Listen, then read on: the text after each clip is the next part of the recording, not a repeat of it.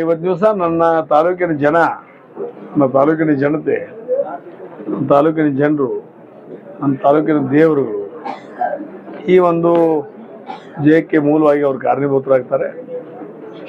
ಬರುವಂಥ ದಿನಮಾನಗಳಲ್ಲಿ ಅವರ ಸೇವೆಯನ್ನು ಮಾಡುವ ಮುಖಾಂತರ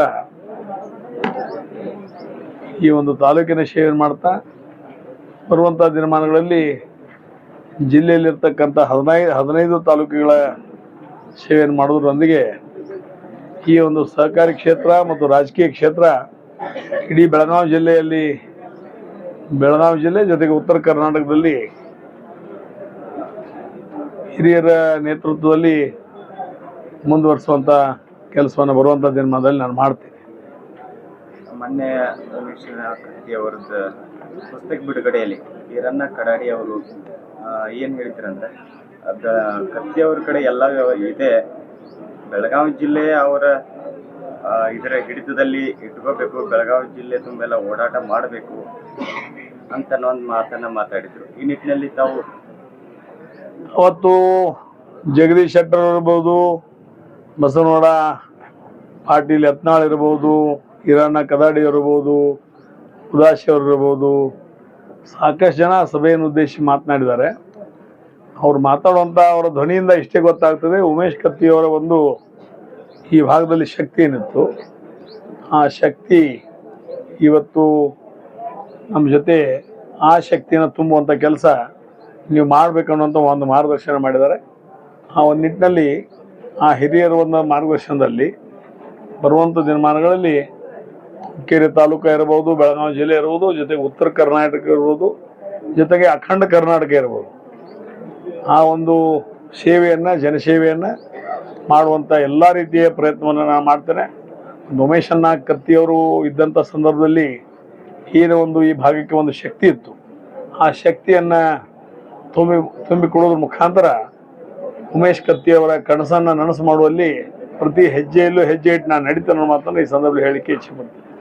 ಸರ್, ಹುಕ್ಕೇರಿ ತಾಲೂಕು ಅಷ್ಟು ಸೀಮಿತ, ಹುಕ್ಕೇರಿ ಸಣ್ಣ ಒಂದು ಸಂಸ್ಥೆ ವಿನ್ ಆದರೆ ಏನಿದೆ ಅಲ್ಲ, ಹುಕ್ಕೇರಿ ತಾಲೂಕು ಅಷ್ಟು ಸೀಮಿತ ಅನ್ನೋ ಮಾತು ಇವತ್ತು ಜಾರಕಿಹೊಳಿ ಅಲ್ಲ. ಇವತ್ತು ಯಾರು ಜಾರಕಿಹೊಳಿ ಹೇಳಿದ್ರೆ ಇವತ್ತು ಜಿಲ್ಲಾ ಉಸ್ತುವಾರಿ ಮಂತ್ರಿ 2 ತಿಂಗಳ ಒಂದು ತಾಲೂಕಿನಾಗ ಬಿದ್ದಿದ್ರೆ ಅದು ಗೊತ್ತಾಗಲಿಲ್ಲ ನನಗೆ.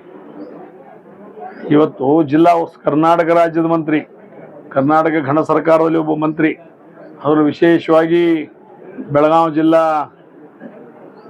ಜಿಲ್ಲಾ ಉಸ್ತುವಾರಿ ಮಂತ್ರಿ, ಅವರು 2 ತಿಂಗಳಿಂದ ಕೇವಲ ಯಮಕನಮಂಡಲ ಕ್ಷೇತ್ರಕ್ಕೂ ಇಲ್ಲ, ಕೇವಲ ಹುಕ್ಕೇರಿ ಮತಕ್ಷೇತ್ರದಲ್ಲಿ 2 ತಿಂಗಳ ಮನೆಗೆ ಹೋಗುವುದು, ತಿರುಗಾಡೋದು, ಯಾರ ಮನೆಗೆ ಕರೀಲಿಲ್ಲ ಅನ್ನೋರು ಒತ್ತಾಯಪೂರ್ವಕ ಅವ್ರ ಮನೆಗೆ ಹೋಗಿ ಚಹಾ ಕುಡಿದು ಈ ಕೆಲಸ ಮಾಡಿದಂಥ ಜನರ ಕಡೆಯಿಂದ ನನಗೆ ಉಪದೇಶ ಅಥವಾ ಮಾರ್ಗದರ್ಶನ ನನಗೆ ಅವಶ್ಯಕತೆ ಇಲ್ಲ. ನಾ ತಾಲೂಕಿಗೆ ಸೀಮಿತದನೋ ಅಥವಾ ಕ್ಷೇತ್ರಕ್ಕೆ ಸೀಮಿತದನೋ, ತಾಲೂಕಿಗೆ ಸೀಮಿತದನೋ ಅಥವಾ ಬೆಳಗಾವಿ ಜಿಲ್ಲೆಗೆ ಸೀಮಿತದನೋ, ಏನು ಅಖಂಡ ಕರ್ನಾಟಕ ಸೀಮಿತ ಅದೀವಿ ಅನ್ನೋದ್ರ ಬಗ್ಗೆ ಜನ ನಿರ್ಣಯ ಮಾಡ್ತಾರೆ. ಅವ್ರು ನಿರ್ಣಯ ಮಾಡೋದಕ್ಕೆ ಅವ್ರಿಗೆ ಆಗಂಗಿಲ್ಲ. ಮತ್ತು ಅವರು ಯಾವುದಕ್ಕೆ ಸೀಮಿತ ಅನ್ನೋದನ್ನು ಈಗ ಜನ ನಿನ್ನೆ ನಡೆದಂಥ ಒಂದು ಚುನಾವಣೆಯಲ್ಲಿ ಒಂದು ಸಂಘಕ್ಕೂ ಅವರು ಸೀಮಿತರಿಲ್ಲ ಅನ್ನೋದನ್ನು ಇವತ್ತು ದಿವಸ ಅವ್ರು ತೋರಿಸ್ಕೊಟ್ಟಿದ್ದಾರೆ. ಸೋಲು ಉಂಡ್ರು ಅವರ ಈ ಕ್ಷೇತ್ರದಲ್ಲಿ ಪ್ರಜಾಪ್ರಭುತ್ವ ಸತ್ತು ಹೋಗಿದ್ವು, ಅದನ್ನ ಎಬ್ಸುವಂತ ಕೆಲಸ ಮಾಡಿ ಅಂತ ಹೇಳ್ತಾರೆ. ಪ್ರಜಾಪ್ರಭುತ್ವ ಸತ್ತದ್ದು ಬಹುಶಃ ನಾವು ನೀವು ಕಾಣ್ತಾ ಇರೋದು ಇವತ್ತು ಅವರ ಯಮಕನಮಂಡಿ ಕ್ಷೇತ್ರದಲ್ಲಿ ಪ್ರಜಾಪ್ರಭುತ್ವ ಸತ್ತು ಹೋಗ್ಯದ, ಗೋಕಾಕ್ ಕ್ಷೇತ್ರದಲ್ಲಿ ಪ್ರಜಾಪ್ರಭುತ್ವ ಸತ್ತು ಹೋಗ್ಯದ, ಇವತ್ತು ಅರಮಾವಿ ಕ್ಷೇತ್ರದಲ್ಲಿ ಪ್ರಜಾಪ್ರಭುತ್ವ ಸತ್ತು ಹೋಗ್ಯದ. ಇದನ್ನು ನಾನು ಹೇಳಂಗಿಲ್ಲ, ನೀವು ಟಿವಿಯವ್ರು ಬಂದು ನಮ್ಮನ್ನು ಅಷ್ಟೇ ಕೇಳ್ತೀರಿ. ಇದನ್ನ ಬಗ್ಗೆ ಗೋಕಾಕ್ ತಾಲೂಕಿನಲ್ಲಿ ತಿರುಗಾಡಿ ಸರ್ವೆ ಮಾಡ್ರಿ, ಮೂಡ್ಲಿಗಿ ತಾಲೂಕಿನಲ್ಲಿ ಹೋಗಿ ಸರ್ವೆ ಮಾಡ್ರಿ, ಯಮಕನಮಂಡಿ ಕ್ಷೇತ್ರದಲ್ಲಿ ಹೋಗಿ ಸರ್ವೆ ಮಾಡ್ರಿ, ಬೇಕಾದ್ರೆ ಹುಕ್ಕೇರಿ ಕ್ಷೇತ್ರದಲ್ಲಿ ಹೋಗಿ ಸರ್ವೆ ಮಾಡ್ರಿ.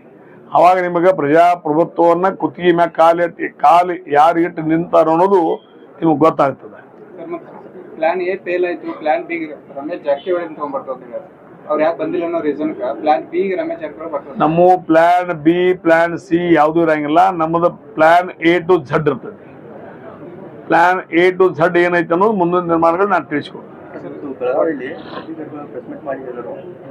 ರಮೇಶ್ ಕತ್ತಿ ಅವರು ಅಧ್ಯಕ್ಷರಿಂದ DCC ಬ್ಯಾಂಕ್ ಅಧ್ಯಕ್ಷರಿಂದ ಕೆಳಗೆ 200 ಕೋಟಿ ಡಿಪಾಸಿಟ್ ಆಗಿದೆ. ಅವ್ರು ಯಾಕೆ ಹೇಳ್ಬೇಕು? ಅಲ್ಲಿ ಹೋಗಿ ನೀವೇ ಹೋಗಿ ಕೇಳಿದ್ರೆ DCC ಅಲ್ಲಿ ನೀವು ನೀವು TV ಯಾವ್ದಲ್ಲಿ ನಿಮ್ದು, ನೀವು ಹೋಗಿ ಬೆಳಗಾವಿ ಕೇಳ್ರಿ. ನಾನು ಅಧ್ಯಕ್ಷದ ಇದ್ದ ಡೇಟ್ ಹಿಂದ್ಗಡೆ ನಾನು ಹೇಳಿಕ್ಕಿಂತ ಮುಂಚೆ ಎಷ್ಟಿತ್ತು, ನಾ ಹೇಳೋದಕ್ಕಿಂತ ಮುಂಚೆ ಹೆಚ್ಚಾಗಿದ್ರು ಕಡಿಮೆ ಆಗಿದ್ರು, ನೀವು ಹೋಗಿ DCC ಬ್ಯಾಂಕಿನ ಕೇಳ್ಬೋದಲ್ಲ. ಅವ್ರು ಹೇಳೋರಲ್ಲ, ಅವ್ರಿಗೆ ಮತ್ತೆ ಬೇರೆ ತೆಗೋದಿಲ್ಲ, ಮತ್ತೆ ನಿಮ್ಮ ಮುಂದೆ ಹೇಳ್ತಾರೋ. ಅಂಕಿ ಅಂಶಗಳನ್ನ ಬೇಕಾದ್ರೆ ಕೊಡ್ತಾನ. ನಾನಿದ್ದ ಡಿಪಾಸಿಟ್ ಎಷ್ಟಿತ್ತು, ನಾನು ಬಿಟ್ಟ ನಂತರ ಇವತ್ತಿಗೆ ಎಷ್ಟೈತಿ ಅದ್ರ ಅಂಕಿ ಅಂಶಗಳನ್ನ ಕೊಡ್ತಾನೆ ನಾನು. ಅವ್ರು ಬರ್ತಿರ ಬರಲಿ, ಅವ್ರ ಅಂಕಿ ಅಂಶಗಳನ್ನ ಕೊಡ್ತಾನು. ಬರೀ ಹೇಳೋದಕ್ಕೆ ಶಾನೆ ಆಗಬಾರ್ದು, ವಸ್ತುಸ್ಥಿತಿಯನ್ನ ಇದ್ದಂಗೆ ಬಿಂಬಿಸುವಂತ ಕೆಲಸ ಮಾಡಬೇಕು. ಮತ್ತೆ ಇಂಥ ಜನ ಇರೋದ್ರಿಂದ ಇವತ್ತು ರಾಜ್ಯ ಎಲ್ಲ ಹಾಳಾಗ್ತಾ ಇರೋದು, ರಾಜ್ಯ ಜಿಲ್ಲೆ ಹಾಳಾಗ್ತಾ ಇರೋದು ಇಂಥ ಜನ ಇರೋದ್ರಿಂದ. ಸುಳ್ಳು ಏನೋ ಒಂದು ಬೋಗಸ್ ಹೇಳ್ತಾರೆ. ಅಲ್ಲಿರುವಂಥ ದುಡ್ಡು ಇವತ್ತು ದಿವಸ ಸಾರ್ವಜನಿಕದ್ದು. ನಾ ಇದ್ದಾಗ ಎಷ್ಟೈತಿ ನನ್ನ ಕಡೆ ಮಾಹಿತಿ ಐತಿ, ಅದ್ರ ನಂತರ ಎಷ್ಟಾಗೈತಿ ಅದು ಮಾಹಿತಿ ನನ್ನ ಕಡೆ ಐತಿ, ಅದನ್ನು ಕೊಡ್ತಾನೆ. ಅವ್ರು ಬೇಕಾದ್ರೆ ಅದಕ್ಕೆ ಒಂದು ವಿಚಾರಕ್ಕೆ ಸಂಬಂಧಪಟ್ಟಂತ ವಿಷಯದ ಬಗ್ಗೆ ಚರ್ಚೆ ಮಾಡಕ್ಕೆ ಬರ್ತಾನಂದ್ರೆ ಬರಲಿ, ನಾನು ಸಿದ್ಧನಿದ್ದೀನಿ. ಸರಿ, ಗೆಲುವು DCC ಮೇಲೆ ಏನು ಪರಿಣಾಮ ಬೀರ್ಬೋದು? ಈ ಗೆಲುವು DCC ಎಲೆಕ್ಷನ್ ಮೇಲೆ ಏನು ಪರಿಣಾಮ ಬೀರ್ಬೋದು? ವಿಷಯ ಜಿಲ್ಲೆಯಲ್ಲಿ ಎಲ್ಲ ಕಡೆ ಇದರ ಪರಿಣಾಮ ಬೀರ್ತದೆ.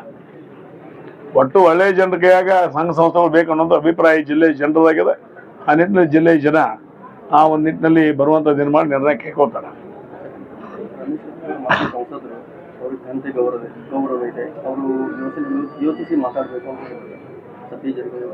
ನನ್ನ ಘನತೆ ನನ್ನ ಗೌರವ ಏನಿದೆ ಅನ್ನೋದನ್ನ ಇನ್ನೊಬ್ಬರ ಕಡೆಯಿಂದ ಹೇಳ್ಸ್ಕೊಳ್ಳೋಂಥ ಮೂರ್ಖ ನಾನಿಲ್ಲ. ಆದ್ರೆ ಅವ್ರ ಘನತೆ ಗೌರವ ಏನಿದೆ ಮೊದಲು ಅವ್ರು ತಿಳ್ಕೊಳ್ಳೋ ಪ್ರಯತ್ನ ಮಾಡಲಿ. ಯಾಕಂದ್ರೆ ಬರೀ ಇವತ್ತು ದುಡ್ಡಿದೆ, ಅದಿದೆ, ಗುಂಡಾಗಳನ್ನ ಕರ್ಕೊಂಬಂದು ದಬ್ಬಾಳಿಕೆ ಮಾಡ್ತೀವಿ, ಅದನ್ನ ಮಾಡ್ತೀವಿ, ಇದನ್ನ ಮಾಡ್ತೀವಿ ಅಂತಂದ್ರೆ ಅದು ಆಗೋದಿಲ್ಲ. ಅದ್ರ ಘನತೆ ಗೌರವ ಅವ್ರು ಅರ್ಥ ಮಾಡ್ಕೊಳ್ಬೇಕು. ಅವ್ರ ಘನತೆ ಗೌರವ ಇದ್ರೆ ಇವತ್ತು ದಿವಸ ಈ ಚುನಾವಣೆಯಲ್ಲಿ ಸೋಲಾಕಾತು, ಅದ್ರ ಪರಾಮರ್ಶೆ ಮಾಡ್ಕೊಳ್ಬೇಕು. ಇವತ್ತು ಘನತೆ ಗೌರವ ಇದ್ರೆ ಇವತ್ತು ದಿವಸ AICC ಅಧ್ಯಕ್ಷರಾಗಕ್ಕೆ ಹೊಂಟಾರೆ. ಇವತ್ತು AK-47 ಕೇಸ್ ಇಟ್ಕೊಂಡು AICC ಅಧ್ಯಕ್ಷರು ಹೆಂಗೆ ಆಗವ್ರು ಇವರು? ದಿಲ್ಲಿ ಹೈಕಮಾಂಡ್ ಐತೆ ಸತ್ತೈತೆ, ಅವರು ಅವ್ರ ಪಕ್ಷದ ಹೈಕಮಾಂಡ್ ಐತಿಲ್ಲ.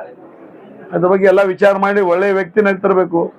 ನಾವು ಮುಖ್ಯಮಂತ್ರಿ ಆಗ್ತಂತ ಹೇಳ್ತಾರೆ ಇವರು. ಅವರ ಇವತ್ತು ದಿವಸ ಅದು AK-47 ಕೇಸ್ನಾಗ ಅವ್ರದ್ದು ಯಾರು AK-47 ಹಿಡಿದ್ರು ಆ ಕೇಸ್ನಾಗ ಇವತ್ತು ಡಿಟೇಲ್ ಆಗಿ ಮಾಹಿತಿ ತೆಗೆದ್ರೆ ಅವರು ಒಂದು ಕಡೆ ಎಲ್ಲೋ ಹೇಳ್ತದೆ. ಇವತ್ತು ರಾಯಬಾಗ್ ತಾಲೂಕಿನಲ್ಲಿ ಆಕ್ಸಿಡೆಂಟ್ ಆಗಿ ಅವ್ರ ತಲೆ ಸರಿ ಇಲ್ಲ ಅನ್ನೋ ಮಾತನ್ನು ಸಹಿತ ಅವರೇ ಸಬ್ಮಿಟ್ ಮಾಡಿದ ವಿಷಯ ಅದ. ಅವ್ರು ಇವತ್ತು ರಾಜ್ಯದ ಮುಂದಿನ ಮುಖ್ಯಮಂತ್ರಿನೂ ಇವತ್ತಿನ ಮುಖ್ಯಮಂತ್ರಿನೂ ಆಗುವಂಥ ಪ್ರಯತ್ನವನ್ನು ಹೇಳಕತ್ತಾರೆ.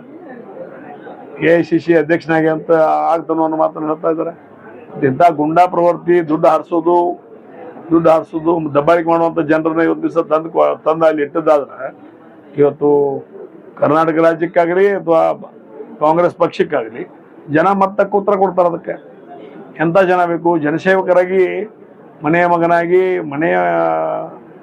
ಮನೆಯ ಸೇವಕನಾಗಿ ಇವತ್ತು ದಿವಸ ಸಮಾಜ ಕೆಲಸ ಮಾಡುವಂಥ ಒಂದು ಪ್ರವೃತ್ತಿಯಲ್ಲಿ ಇರಬೇಕು. ಅದನ್ನೆಲ್ಲ ಬಿಟ್ಟು ಇವತ್ತು ಆ ವ್ಯವಸ್ಥೆಯಲ್ಲಿ ಇವತ್ತು ಕರ್ನಾಟಕ ರಾಜ್ಯದಲ್ಲಿ ಇವತ್ತು ಹರಮಾವಿ ಕ್ಷೇತ್ರ ಇರ್ಬೋದು, ಗೋಕಾಕ್ ಕ್ಷೇತ್ರ ಇರ್ಬೋದು, ಯಮಕನಮಡಿ ಕ್ಷೇತ್ರ ಇರ್ಬೋದು, ಯಾವ ಹಂತಕ್ಕೆ ಬಂದು ತಲುಪ್ಯಾವ? ಆ ಒಂದು ಪ್ರಜಾತಂತ್ರ ವ್ಯವಸ್ಥೆಯಲ್ಲಿ ಏನಿದೆ ಅನ್ನೋದು ನೀವು ಹೋಗಿ ಸರ್ವೆ ಮಾಡಬೇಕು. ನೀವು ಬರೀ ಇವತ್ತು ಅದ್ರ ಬಗ್ಗೆ ಹೋಗಿ ಮೂಲ ಗ್ರೌಂಡ್ ಲೆವೆಲ್ ಪರಿಸ್ಥಿತಿ ಏನೈತೆ ಅನ್ನೋದು ತಿಳ್ಕೊಳ್ಳುವಂಥ ಪ್ರಯತ್ನವನ್ನು ಮಾಡಬೇಕು ಅನ್ನೋ ಮಾತನ್ನು ಈ ಸಂದರ್ಭ ಹೇಳ್ತೀನಿ. ಮತ್ತು ಅವ್ರಿಗೆ ಅಲ್ಲಿ ಏನಿದಾರೆ ಅನ್ನೋದು ಆ ಕ್ಷೇತ್ರ ಜನ ಭಾಳ ಬಲ್ಲವರಾಗಿದ್ದಾರೆ. ಬರುವಂಥ ಜನಮಾನಗಳಲ್ಲಿ ಅವು 3 ಕ್ಷೇತ್ರಗಳಲ್ಲಿ ಅವ್ರಿಗೆ ತಕ್ಕ ಉತ್ತರ ಜನ ಕೊಡ್ತಾರೆ ಅನ್ನೋ ಮಾತನ್ನು ಸಹಿತ ಹೇಳ್ತೀನಿ.